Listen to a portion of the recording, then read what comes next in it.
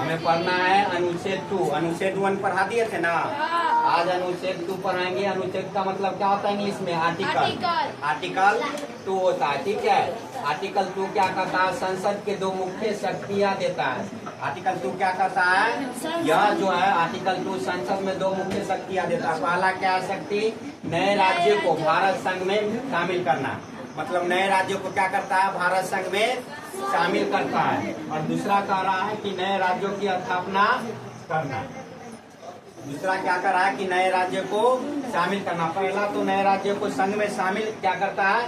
शामिल करता है। और दूसरा स्थापना कर देता है। दूसरा क्या करता है? स्थापना करता है। पहला में देखो, नए राज्यों को संघ में शामिल करने में क्या था?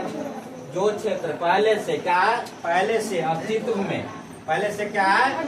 अस्तित्व में है लेकिन भारत का हिस्सा नहीं। पहले से अस्तित्व में है लेकिन क्या है?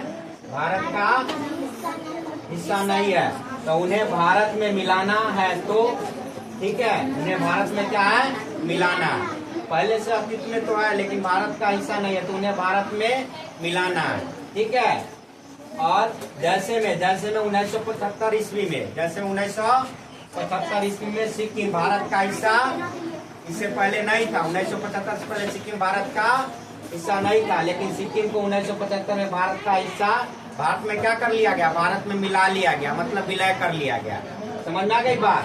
नोट, ठीक है। अब दूसरा में करा नए राज्यों की स्थापना करना में वैसे क्षेत्र, इसमें क्या आता है कि वैसे क्षेत्र जो नए राज्य का गठन करता है, नए राज्य को क्या करता है?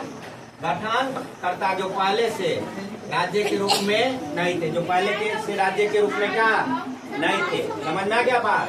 अब नोट में देखो, अनुच्छेद 2 क्या कहता है कि संसद में कानून बनाकर, अनुच्छेद 2 क्या कहता है? संसद यानी पार्लियामेंट में कानून बनाकर भारत के बाहर किसी भी विदेशी क्षेत्र, भारत के बाहर किसी भी विदेशी क्षेत्र जो नए भूभाग को भारत देश में शामिल करने और उसे ठीक है नया राज्य बनाने का अधिकार देता है। अनुच्छेद 2 समझ में आई बात? क्लियर?